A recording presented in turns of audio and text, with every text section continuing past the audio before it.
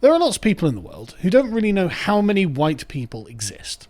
Right? And so when a chap like this goes around and asks, how many white people do you think there are in the world? You get some very strange responses. What percent of the world's population is white? 63. 42. 51. 70. 40. 30 or 20? 70. 80. 24%. 70. 20, 30. 43. 24. 20. 30. 80%. Zero. What if I told you it was 7%? Zero. 7%? 7%. Only 7%? Yeah. No The way. whole world. Your white people are like top of the world. 7%. 7? What? 7 to 8% is white. That's not true. It's true. No, it's not. It's below 10%. Nah, that's both. Yeah. Wait. Fuzzy dude. Shit. And I'm about to be a teacher. Don't learn from me, brother. No, it's a real... It's below 10%. Some estimates put it 7 to 8%. What's this 6 on? I'll show you. Ausbill. So there aren't that many white people on Earth compared to other groups of people. I actually spent a little bit of time checking this, and honestly, it's hard to know if that is correct. Right? So that does feel a touch low. Well, I could imagine it's 10 or 15, but 7 does seem low. yeah. But, Well, okay. It depends how you're defining white, basically. Do the Argentinians get to be white? If so, then there are more white people than otherwise. If you're defining white as I define it, which is Northwest European Protestants, there are hardly any. But then The Greeks not count. no. Oh. Greeks, Italians, We French. count ourselves as white, but whatever. I mean, people Yeah. are allowed to have the. I've got high. People are allowed to entertain the. I've got restrictive criteria. The really, really No, it's pale okay. Japanese people that are actually a lighter shade It's- of white than Some you're of right. us have the Trump tan. Slavs are not white. Most of France isn't white. So I've got What a matters how you define it. It's Well, exactly. It's how you define it, and I define it correctly. But the more broad definition of who a white person is actually puts us about 16%. Okay. But that's still very low. So 84% of the rest of the world is still obviously not from European heritage, and this is a surprise to a lot of people. As you can see, there's like, what, really? I had no idea. It's like, yeah, you had no idea. And before we go on, I just want to point out this entire segment is pertinent to the question of critical race theory. And if you don't know anything about critical race theory, go over to the website, sign up, and just watch my critical race theory explained video that it was a talk I delivered at the German Parliament a couple of years ago, actually, explaining what critical race theory is, what the purpose of it is, where it's come from, what the way it envisages the world, and envisages the world in racial demographic blocks based on power dynamics. And so the assumption is always that the majority, quote unquote, are oppressing the minority. Okay, well, if that's a localized perspective that's on, say, Wales, okay, the Welsh are always oppressing any minorities that are in Wales. But we live in a globalized world. We live in an international world. And it turns out that when you zoom out and you look at the globe, you realize that white people are actually a very small minority. Also, I thought we were supposed to be colourblind. I thought But that was the PC. critical thing to race do. theory has destroyed that. Oh, okay. Now we're not. This is- They don't have to be colourblind. No, this is Okay. explicitly the philosophy of destroying colorblindness. I mean, I've got a lot of work on critical race theory, and there's a big book that's about this thick that was edited by Kimberly Crenshaw. You can see that, and she's got a few essays of her own in it. But there are explicit essays in there against colorblindness, right? Because the idea of colorblindness essentially is to preserve and create an illusionary sort of veil over what is otherwise white supremacy. But anyway, so the BBC was recently asking, should we drop ethnic minority for global majority? And I saw lots of people saying, well, this is ridiculous. But to that I say, of course we should. Because that way, Stelios is oppressing me. Sorry, Stelios, I'm joking. I mean, why did you have to say it on air? Why do you have to say it? I'll see now I'm going to get oppressed even more. No, so I'm just joking. No, Like in the back office, Stelios gets you in noogies and gives you dead arms. basically, yes. But we'll use white to just mean person of European descent. Okay. So we'll very generously bring the Spanish and the Italians on board. You're right, Marcus. So anyone of European extraction, basically, because again, I hate using color terms, right? Because it's actually very, very inaccurate. But if you would say people who have a heritage from Europe, well, now you can very clearly define who you're talking about and who you're not talking about. People who have a South Asian heritage or something like that, you can very clearly delineate who you're actually referring to. And we can actually explain that these are not all the same people. But what they do in this, and of course what the very notion of a kind of quote-unquote global majority does, separates the world into two races, the whites and the browns. And we're not the browns, so welcome to the white race. We're all whites now if you're from Europe, so well done Italians, you made it. But unfortunately, Made the cut. yeah, you made the cut. But unfortunately for you, what that means is there are literally billions of. I don't even know what I'm calling them. Browns, blacks. I mean, I don't know what I'm calling them. The global South, number in their billions. Non-whites. Oh, I don't Yeah. want to be a part of the group then. Well, I mean, lots of people are. But I've already suffered from this, Carl. But I don't even know what we're supposed to do with this, really. But okay, so let's we're going to go through this article quite extensively because it's genuinely baffling, actually. They say over the past few years, numerous organisations, as well as the UK government, have dropped the acronym BAME, which stands for Black, Asian and Minority Ethnic. While other terms such as ethnic minority and people of colour are still routinely used, another appears to be building momentum: people of the global majority. It's like, oh, okay, that's interesting, because that frames them as having de facto greater power than we of the global minority. As if we live in a global democracy. Exactly. But also that, yeah, as if we live in a global democracy. But then that makes the people of European heritage in their own countries suddenly, well, being oppressed by the global majority, who are taking advantage of them in some ways. I imagine, though, they will then flip the script Have to. where they don't care about the rights and the oppression of the minority anymore. They'd have to. It's the But then we can agree. they'll just flip the script. They don't care, do they? Again, but then at least we can agree. That's right. We don't care about the oppression of the minorities. So if we're going to talk about what happens in Britain, well, we agree with you. Plus, I personally, as a white man, Yes, you are. Yeah. I would. Well, grey eyes, blondish Yeah. beard. Pale as a Milky Bar kid. I don't want to be sort of the victim of being what comes with being a minority is that you're the victim of oppression by definition. I reject all of that. Yeah, me too. I'm in the minority, so. But let's carry on. The global majority, again, as if there's some great coalition, right? As if the Indians and the Chinese and the Africans are like, we need to get together, lads, against the Europeans. It's like, I'm not talking. Native Peruvians, native Australian Aborigines, Bangladeshis, and Sub-Saharan Africans are completely on the same page. They're India and Pakistan. They're basically the same people. Buddies. They're all of one mind. Yeah. They're basically one hive mind. But that's of course the problem with a term like this. They say the global majority refers to people who are black, Asian, brown, dual heritage, indigenous to the global south, and who have been racialized as ethnic minorities and represent approximately 80% of the world's population, according to educator and activist Rosemary Campbell Stevens, who coined the term. Okay, well done. Activist. So, insane race grifting, critical race theorist, basically.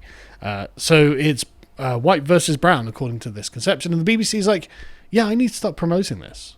I need to get this in the minds of. Of course they do. Yeah. Of course they do. This, the British Broadcasting Corporation is like, you know what? I need to advance the global majority, because that's what social justice is: advancing majorities against minorities. That's where we are. Have you ever seen black supremacists that don't like being called brown or referred to as brown? They want to be known as black. Oh, well, they're not happy with this either, then. Well, I wouldn't have thought so. Yeah. Okay. They're black and proud. Yeah. Well, I mean, good for them. I mean, Yeah. Oh, sure. Campaigner Donna Alley said that she liked the term, but it does have pros and cons, right? So the pros are, it speaks to unity. It gives you prominence. And I think it helps us feel not less than. No, well, now you have to start being concerned about minority rights, right? Because everything about our society now is about minority rights. So you have to start being considerate towards the minority white population of the world. Do you not? They're just going to flip. Yes, I know I know your reasoning, your logic, I know. but they will just immediately flip the script. She's the founder of B. Excellence, a community interest group that aims to raise the representation of black, Asian, and minority ethnic people in powerful positions in Wales. Right, so, I mean, like, in Wales, where the global minority live, well, this just sounds like it's a colonization project of the global majority over the global minority, doesn't it? And the powerhouse that Wales is on the international stage. Don't talk Wales down. No, I'm oppressed for so many quarter years. Welsh. I'm quarter Welsh. Yeah, I'm they've proud- been oppressed I'm for so proud. many years by the global majority, and but this, I mean, it's just, isn't that crazy? Just have such look. We just want non-Welsh people to not be in power in Wales. You know, to be in power in Wales. We want to take the Welsh out of powers, people.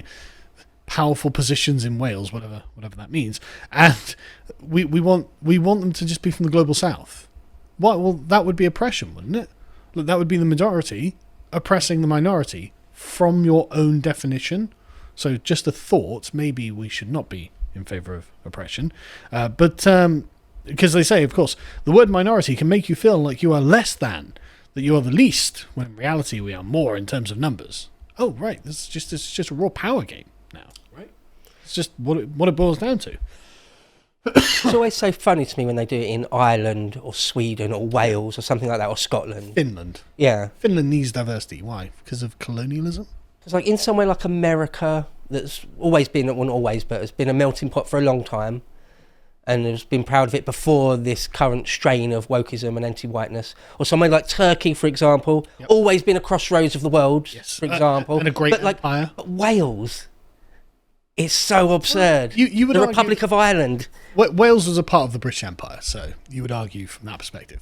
But when it comes to somewhere like, Denmark or something, it's like, what did Denmark do? Yeah. I mean, I've got my grievances against Denmark. They are over 1,000 years old, and it's not your problem. So, Yeah, the bloody Jutes. exactly. I still haven't got over it. Yeah, exactly. It's been a while. We had a Danish king 1,000 years ago. I'm not happy about it. I think one of the reasons they're doing it is because after the fall of the Berlin Wall, communists embraced globalism. Yes. And that's why they're talking about the global south and the global majority, global minority, because they want to talk about redistribution and distribution for the poor on a worldly scale. That's why a lot of people who you could say aren't rich in the West, they count as rich for globalists. So they're saying we're going to extract money from you and give it to the globally poor. Well, the global majority. Marx and Engels, their vision was always on a global scale. Yeah. The Comintern, the Internationale, and the Comintern was always sort of a global scale project. It wasn't just a rhetorical flourish when they said workers of the world. Right. Unite. Yeah, they really mean It's always been really meant part it. of the plan. Yeah. Anyway, so I guess we can then summarise Donna's position here as just a racial takeover of Wales by the global majority. I mean, that seems to be exactly how they're describing it, right? I don't think I'm being unfair with that. And they're not even sugarcoating No, I'm not it anymore, are they? Yeah, they're not sugarcoating it at all. I'm not exaggerating that either, because I mean that's literally what she's arguing for on those terms. So it's like, right, that seems evil and colonialist. I mean that's like the British Empire taking over India or Africa or something. So racial conquest. It's like, okay, that's just her job. She's got a company that does this, and this is what we do. This is the goal. So okay, that's very bold of you to take the mask off. Now it's not about equality; it's about racial takeover. Okay, I'm against racial takeovers. I actually don't think we should have British rulers of India, for example, in the same way that I don't think we should have black, Asian, minority, ethnic rulers of Wales. India for the Indians, Yeah, I'm such a throwback, honestly. Wales for the Welsh. I'm very far right like that. There's not enough Congolese in Port Talbot. There's just not. I mean, that's actually your argument, yeah. There's not enough Sri Lankans in Yeah. Aberystwyth. But there is a case against it, right? There's a case against it. She says, it puts everyone in one lump. What it says to me is them and us, and I hate that. It shouldn't be about everyone black and brown on one side and whites on the other side. It's absolutely ridiculous. Yes, you do look ridiculous, but when has that ever stopped you? Like, this is literally your job, and you're like, yeah, well, this is ridiculous. Yes, you are a ridiculous person. Yeah. You have a ridiculous job. This is, like, normally that would be the argument against doing it. but this is your job. This is what you do. So, okay, I guess we'll move on. So, author and academic Darren Chetty, featured here, also thought the term had benefits and drawbacks. He said that he likes that it reframes the idea that people of colour or people who aren't white constitute the majority of the people in the world. That can, I guess, have a psychological boost to people. It can also highlight, when there's an absence of people of colour, just how jarring it is given global demographics, says Darren, who grew up in Swansea. Right. So a BBC journo went to Wales, presumably Swansea, maybe Cardiff, found a bunch of race grifters who hate white people and like, I just want the global majority to take over Wales, and then interviewed them for this piece. But that is very exclusive. Because Yes, what it about is. gay people? Well, they're definitely They're not the majority. definitely not. No. So if they're saying that all the non-whites are the majority and they feel good because they're the majority, they're doing this at the expense of the gay community.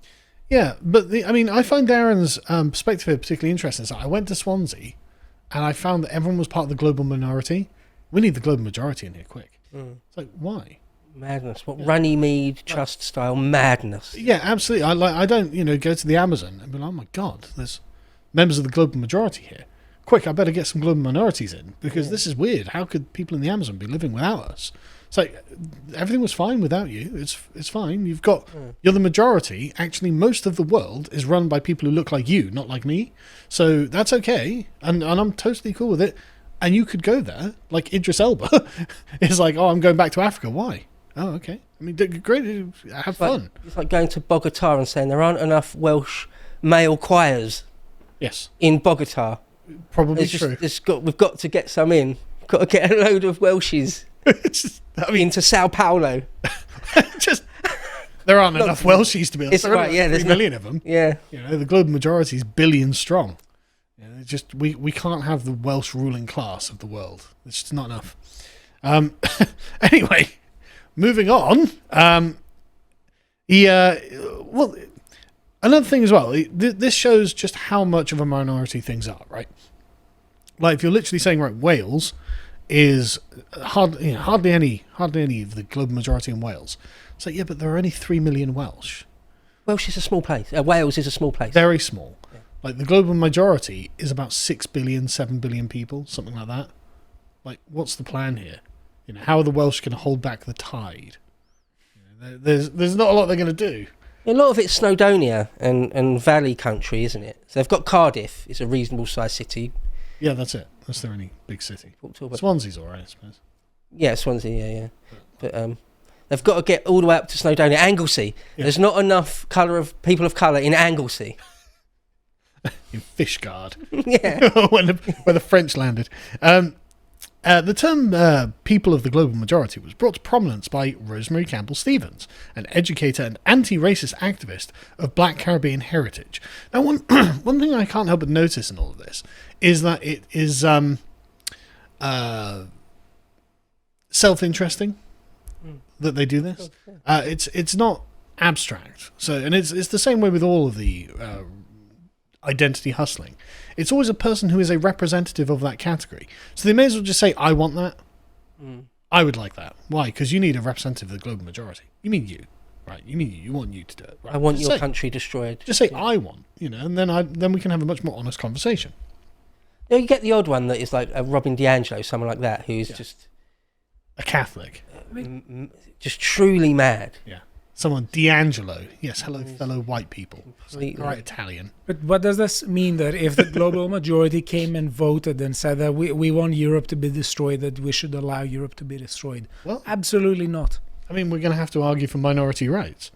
But anyway, so Rosemary came to this through her work to diversify leadership at London schools. So they went to London. In England, a country of the global minority. I'm like, no, we need more global majority here because we need to oppress the minority. What's the argument for it? As soon as you frame it in terms of the native Europeans are the global minority, suddenly there's no real good argument as to why the global majority should take it over. If anything, we should have a little nature preserve like we do with the Amazonian tribes. Here's how I think they'll probably flip the script: is harking back to Robin DiAngelo again, just say, forget about minorities and majorities and everything. Whiteness is evil. Forget about the numbers involved. I mean, agree. There's something intrinsically wrong with whiteness. Yeah. That's how they'll just flip it to that. Yeah, and they're right. It's our cooking, but but the thing is, once you're acclimatized to it, you kind of like it, and it becomes normal for you. You don't need that many spices. Anyway. So they carry on. When the National Council of Voluntary Organisations adopted the term last year, it said it was using the term in place of BAME, BIPOC, and other ethnic minorities. I mean, like, BAME and BIPOC feel a bit dehumanising, don't they? So I think we should have them replace it with global majority. It's just boring after a while. It's just boring. I enjoy it. But anyway, so we've heard from many people who consider these terms outdated and problematic. Therefore, and Yuck McGurr never caught on, as it's not very catchy. And when the National Museum's Liverpool made the change, it said it was more reflective and empowering. That's right. We're all about empowering the majority. That's social justice, empowering majorities. I was going to go on about how Starmer is giving in to all of this, but honestly, I don't think we have time. So really, this just seems to be about colonising England and Wales from the global majority. And at least the mask is off at this point, right? Yeah. This is just completely open. No, this is what we're going to do. We want the global majority in charge of your countries. You being the global minority can just suck it. It's like, oh, okay, well, finally we're arriving at the position of pure honesty, which is good. And this kind of went under the radar. A lot of people didn't really read through this. So hang on, there's a lot here that, I mean, I think they're serious. So you need to think about it. Definitely are, yeah. People like the Runnymede Trust or Lisa Nandy will be over the moon. Oh, yeah. I mean, I have been saying for a long time, I think that this is disguised power politics. It's not disguised. Everything about critical race theory. Now it's not, but... No, it wasn't disguised before. Critical race theory explicitly considers power to be a core component of all of the things that they talk about. So racism, sexism, homophobia. Power, they literally say, is power plus prejudice is their formulation. So power is an explicit component of everything they do. So I mean, you've got right to the nub of it, and you're absolutely correct. But Selos is also right that a lot of people pretended that wasn't really the case, didn't they? Yes. They pretended it was That just, it was just about fairness and stuff. True believers, and I don't buy it. But there are also going to be a lot of woke 2000s shit libs who, for themselves, they've never read anything. They've never listened to anything. And this is going to hit them like the Carol Vordermans of the world, right? Gary Linekers. The Gary Linekers. They're like, well, Jimmy Carrs. I just wanted to do nice things. It's like, you wanted charity. That's what you wanted, right? And that's fine. You should do charity. You should do charity. But that's not what this is. This is actually a very, very evil beast, wearing a very pretty face. But now the mask is off, and you can see they literally just want racial power against the global minority. I mean, they'll literally tell you this. When are you going to start listening? After the roaring success of our UK election coverage, we are indeed doing another massive Lotus Eaters live stream to cover the US elections on Tuesday, the 5th of November. We will have a giant roster of guests, both in the studio and remotely via Zoom, and we will be live streaming on Rumble, so we'll be able to say exactly what we think, no holds barred. Do tune in, it's going to be great, and hopefully we'll be ringing in Trump's second term, or perhaps we'll be having a massive meltdown. Who knows what the future holds.